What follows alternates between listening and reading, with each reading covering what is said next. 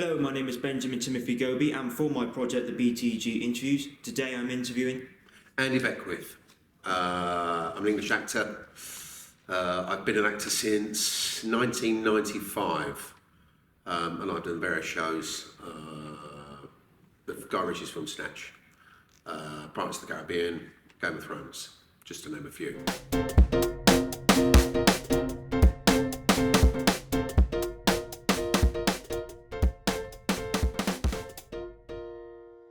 Question 1. At what age did you start acting and what inspired you to become an actor?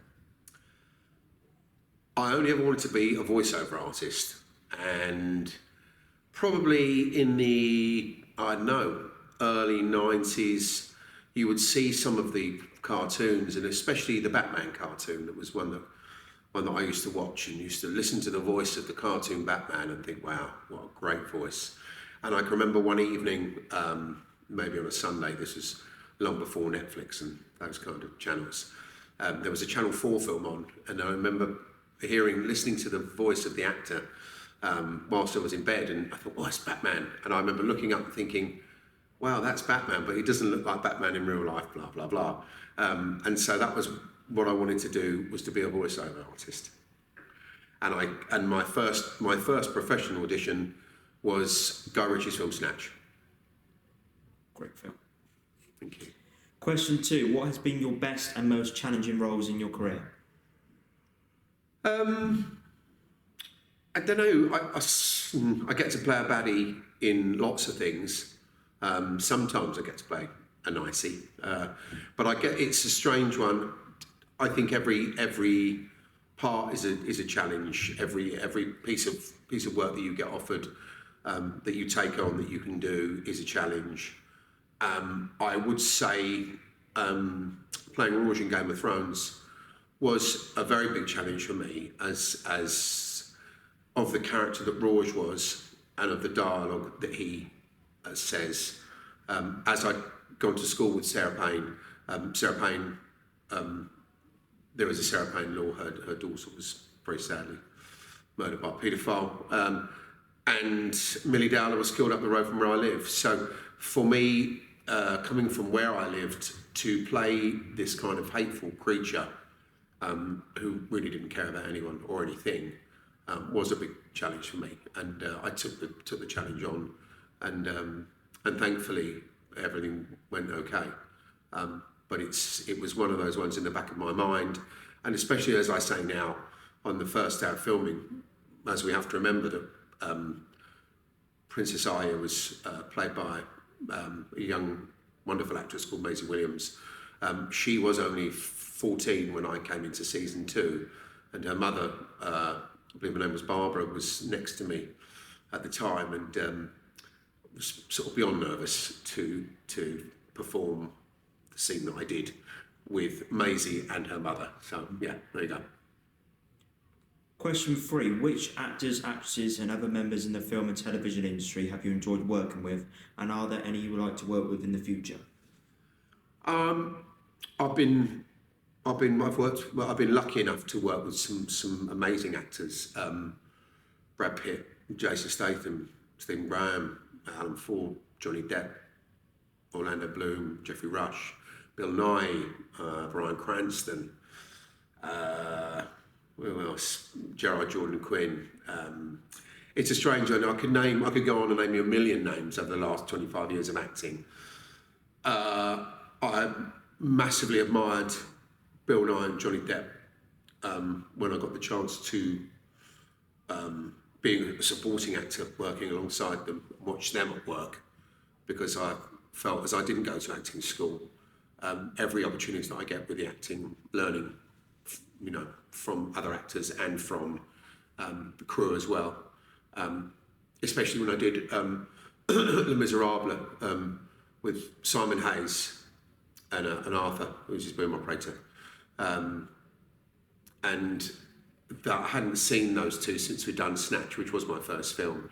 And Hugh Jackman, I felt, was a massive actor, massive inspiration to me of the parts that he plays. And he's a great singer too. And Simon Hayes won the Oscar for his sound in Les Miserables. So that was really, really wonderful.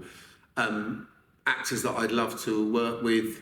I was lucky enough to work with Chris Hemsworth, who I really enjoyed recently in Men in Black. It was only a small scene, which was wonderful. I'd love to work with Bryan Cranston again. I'd love to work with Bill Nye again. And I don't know really. Ryan Gosling, I think, is wonderful. I think he's, you know, superb actor. And I don't know. Russell Crowe, I think, to me, would be one that I would love to work with. He would be one of the top list. Question 4. Is there any role or character you would like to portray in the future, or is there any particular TV show or film you would like to work on? I've always fancied being a bit of a singer. Sort of not joking, sorry, there was no one there. But there may be an opportunity next year. There's a script and a production at the early stages called This Way of Life, which is by a chap called Spencer Wilder, and it would involve singing. It's about grown-up mods, and I'd love to be involved in that. I've been offered one of the leads in it, and if it comes about, there'll be some singing as well in it. So apart from the side of that, I always thought The Commitments was a wonderful film, and to sing, to make a musical film like that, something like that, I know it's been done, but it was a long time ago. So if there was another opportunity where that were to be concerned, I'd love to be thought of for that. Okay. Question 5. Oh God, I went wrong there. Apologies. Question 5. As an actor, how do you feel your career has adapted over the years, and which areas of acting do you feel you need to improve in?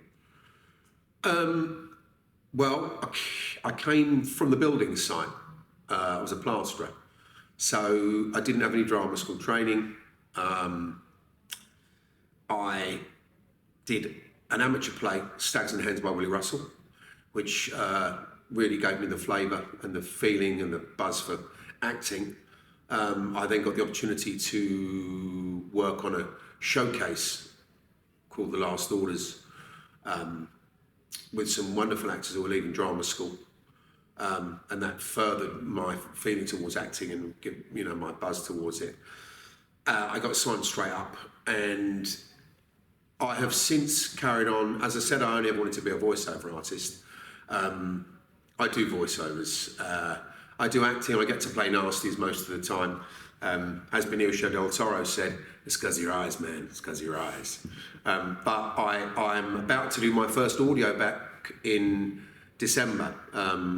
It's a book called Like China by an author called Ness Street, and I will be reading the book for her. So that's lovely.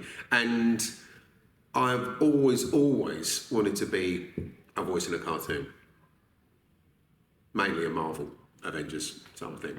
Yeah. As a superhero. Thank you. Sounds fun. Thank you. Okay, question 6. What advice would you have for myself or any other young person looking to get a job as an actor or any other job in the film and TV industry? It can take a long time. You have to be lucky, I think. You have to be in the right place at the right time.